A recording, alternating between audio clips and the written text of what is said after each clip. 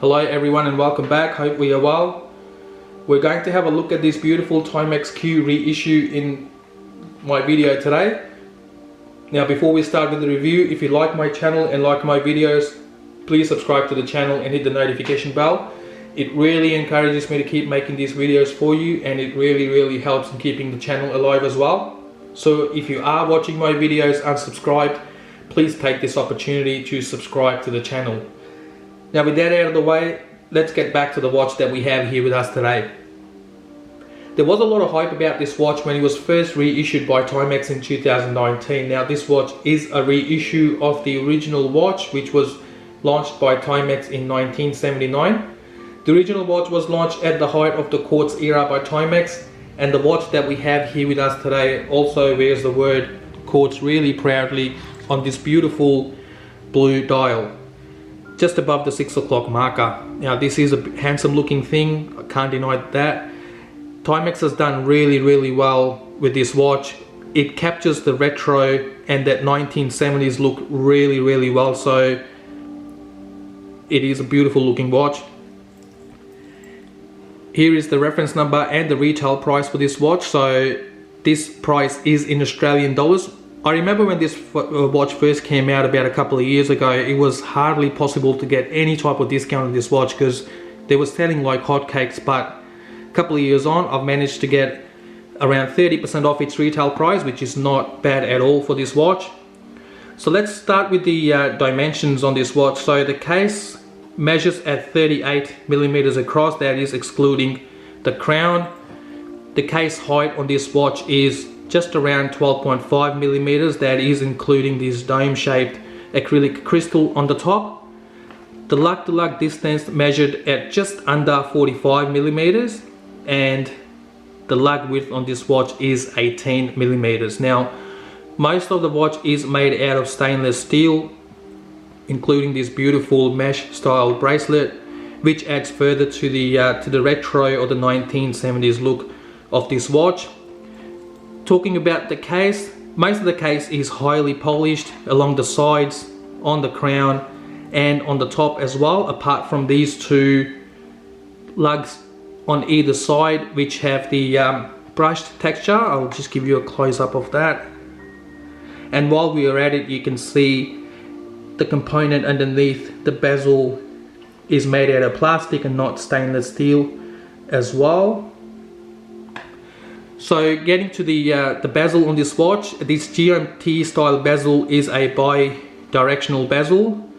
So there's no click function to it, but it is quite smooth. It was a bit stiff at the start when I first started rotating the bezel, but now it has smoothed out a little bit. So I'm managing to get decent amount of purchase from this bezel, and there is no alignment issues either. Aligns perfectly with 12 o'clock mark there. You have date and day function at 3 o'clock. Now to set the date, all you need to do is to pull the crown to position 1 and then rotate it or spin it in a clockwise position, and you'll be able to set the date. Now unfortunately, rotating or spinning the crown in the opposite direction does not do anything at all. So to set the day on this watch, what you will need to do is to let the hands go past 12 o'clock, and you will see the day will change. So that's the way to set or change the day on this watch. As you can see in the video now, you can see the day has moved from Sunday to Monday. So that's how you set the day and date on this watch. I really like this retro looking dial. I mean, you get luminous hands and luminous markers. It goes really well with this blue dial, and the overall combination of the watch, it's quite striking, to be honest. Let's have a look at the case back as well. So you have a screw-on stainless steel case back. You have Japanese quartz movement in this watch, so Timex is not using one of their own. It is assembled in China. Water resistance is 50 meters, so quite handy as well. So this can easily cope with light swimming activities, so no problems there. And then you see this little hatch there as well. So that hatch holds the battery in place. So when the time comes to replace the battery on this watch, all you need to do is to open that hatch and you'll be able to replace the battery yourself, so quite low maintenance there.